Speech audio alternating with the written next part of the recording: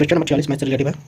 कार्य क्षमता के बारे में पूछा गया, ठीक है। तो अगर ए किसी कार्य को 96 दिन में कर सकता है, यदि बी उसी कार्य की क्षमता ए से 50% अधिक है, तो इसका मतलब जो कर रहा है इसका जो है इसको से 50% अधिक है, तो उसकी कार्य को बी से कितना दिन में, मतलब बी कितने दिन में करेगा। हम किसी क्वेश्चन को पढ़िए, ए किसी कार्य को 96 दिन में कर सकता है, यदि बी की कार्य क्षमता ए से 50% अधिक है, तो उस कार्य को बी कितने दिन में करेगा। तो मान लीजिए ए को मान लीजिए 100, ठीक है। अब बी को मान लीजिए 50% बना तो 150 हो गया, ठीक है। 150 हो गया तो मान के मतलब 100 हो गया और ये हो गया 150, तो ये हो जाएगा 2, ये हो जाएगा 3, ठीक। 2:3, ठीक।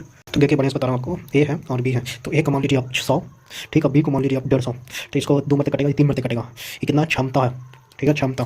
कार्य कार्य कार्य है बराबर होता है क्षमता गुना समय, या टी वो लिख सकते हो, ठीक है। तो इसका तो पूछा गया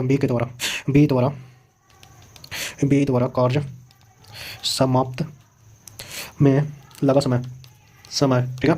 तो लगा 2 गुना, क्वेश्चन में दिया गया था 96 में, ठीक, बटा 3, का कितने देखिए 2 और 3 तो 2, तो दिया गया था क्वेश्चन में 96, हो जाएगा 3, तब बताइए कटेगा, तो कटेगा कि नहीं कटेगा। देखिए 3 3 9 और 2 तो 32 हो जाएगा, 2 दूनी 4 64 आ जाएगा आंसर। नहीं है समझ में तो एक भी सेकंड मेथड बता रहा हूँ आपको। अब सेकंड मेथड की उस मतलब दूसरा तरीका से बनाएंगे सेकंड मेथड। तो देखिए बी के द्वारा कार्य समाप्त करने में लगा समय, मतलब कितना समय लगा। तो देखिए 96 दिया गया था, ठीक है, और 100 मान लेते हैं हम, ये बराबर इतना उसको से मतलब 50% अधिक, तो अधिक कितना हो गया भाई, तो 150 ले लीजिएगा, ठीक। अब इसको देखिए इसको काट दीजिएगा तो 2 मरते 3 मरते, अभी 96 है और मल्टीप्लाई कर दीजिएगा 2/3 है, तब ऐसे काट सकते हैं इसको, जैसे उस प्रकार काटेंगे 3 3 9 और 2, और इसको मल्टीप्लाई कर देंगे तो 4 आ जाएगा, 2 दूनी 4 आ जाएगा 6, तो आंसर आ गया कितना 64 दिन, डे, या दिन भी लिख सकते हो। समझ में आया तो कमेंट में बताइए, नहीं आया तो भी बताइए कि नहीं आया।